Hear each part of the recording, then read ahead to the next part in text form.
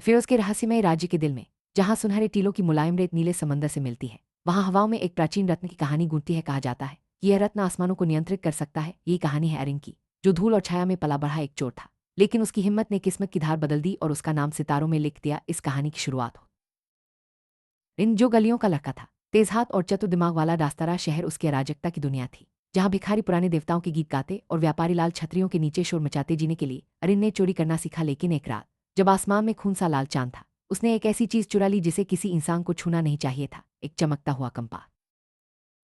Compass उत्तर की ओर नहीं, बल्कि दिल की तरह धड़कता था और अरिन को आगे बढ़ने के लिए प्रेरित करता था। पहरेदारों से भागते हुए अरिन को महसूस हुआ कि उसके भीतर कुछ जाग गया है, एक ऐसी तकदीर जो स्याही में नहीं बल्कि बदलती रेत में लिखी थी। यह कंपास उसे एक नई यात्रा पर ले जाने वाला था, जहां उसका अतीत और भविष्य दोनों बदलने वाले थे। पास अरिन को ले गया विस्परिंग ड्यून्स की ओर, एक ऐसा रेगिस्तान जो मृतकों की आवाजों में बोलता था। वहां उसकी मुलाकात हुई ऑक्लवसान से, जो चांदनी की चादर में लिपटी एक अंधी भविष्यवक्ता थी। उसकी आवाज सूखी हवा की तरह कांप रही थी। जब उसने भविष्यवाणी सुनाई, जो हवा का अनुसरण करेगा वही ज़ेफिरोस का रत्न पाएगा, और वही दुनिया को बचा भी सकता है या तबाह।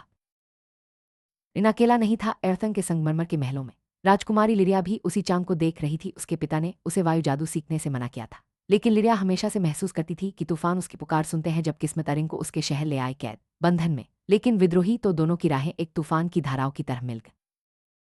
अरिन और लिरिया ने मिलकर जेफस ग्रेस नामक एयरशिप से भागने की योजना बनाई। उनके साथ थे कोरान, एक निर्वासित समुद्री डाकू, और टेलिस, एक बाज जो कभी देवताओं से बात करता था। वे क्षितिज के पार ओर चले, जहां आसमान में अनदेखी जमीनें, तैरते द्वीप, प्राचीन खंडहर और रोशनी के तूफान थे।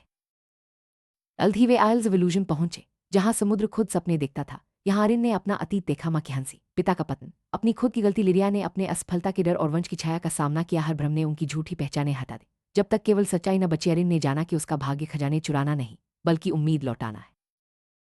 दूर ओनिक्सपा के किले में शादो सल्तन मलाकार जाग उठा, अंधेरे में लिपटा। उसने ऑब्सिडियन लैंप निकाली, एक प्राचीन वस्तु जो आत्माओं की सेना बुला सकती थी। उसकी शक्ति बढ़ती गई, शहरों को निगलती और आत्माओं को गुलाम बनाती। उसकी आंखें सितारों की तरह खाली थीं, क्योंकि वह उन्हें निगलना चाहता था।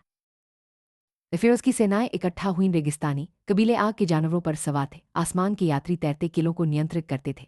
जल आत्माएं गहराइयों से उठीं, और इन सबके बीच अरिन कंपास का अनुसरण करता रहा, जो उसे सीधे तूफान के दिल में ले गए। बिजली और अनंतता के बीच अरिन ने आखिरकार ज़ेफिरोस का रत्न पाया। ये कोई पत्थर नहीं, बल्कि हवा और रोशनी का घूमता हुआ गोला था। हवा की आत्मा, जैसे ही उसने उसे छुआ, उसे दुनिया की हर फुसफुसाहट सुनाई दी। खोई आत्माओं की पुकार, देवताओं की हंसी, सृष्टि की धड़कन। लाकार अरिन पर टूट पड़ा, उसकी छाया आकाश में फैल गई। अंतिम युद्ध ओनिक्सपा के ऊपर शुरू हुआ। बिजली बनाम सन्नाटा, रोशनी बनाम अंधकार। अरिन ने रत्न की शक्ति से हवाओं को बुलाया। लिरिया की जादुई आंधियां मलाकार की छायाओं से टकराईं। जब सब कुछ हारता दिखा, अरिन मुस्कराया। उसे औकल की बात समझ आ गई थी। दुनिया को बचाने के लिए अरिन को खुद को हवा को सौंपना था। जैसे ही मलाकार ने अंतिम वार किया, अरिन ने रत्न की ऊर्जा छोड़ दी और तूफान में समा गया। आसमान गूंज उठा, ऑब्सिडियन लैंप टूट गई और मलाकार हमेशा के लिए मिट गया। ये बलिदान ही असली जीत थी।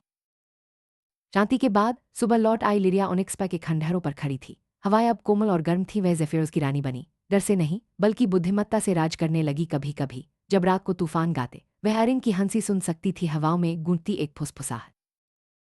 ज़ेफिरोस का रत्न अब यात्रियों द्वारा सुनाई जाने वाली एक दंतकथा बन गया। कैसे एक चोर खुद हवा बन गया, एक अदृश्य रक्षक, हमेशा के लिए आज़ाद। ये कहानी हर सुनने वाले को याद दिलाती है कि साहस से जगी छोटी सी चिंगारी भी दुनिया की दिशा बदल सकती है। कहानी हमें सिखाती है कि किस्मत बदलने के लिए साहस, दोस्ती और बलिदान जरूरी है। अरिन की यात्रा केवल एक चोर की नहीं, बल्कि हर उस इंसान की है जो अपनी सच्चाई और उम्मीद को खोजता है। ज़ेफिरोस की हवाओं में आज भी उसकी गूंज सुनाई देती है कि हर कोई, चाहे कितना भी छोटा क्यों न हो, दुनिया बदल सकता है।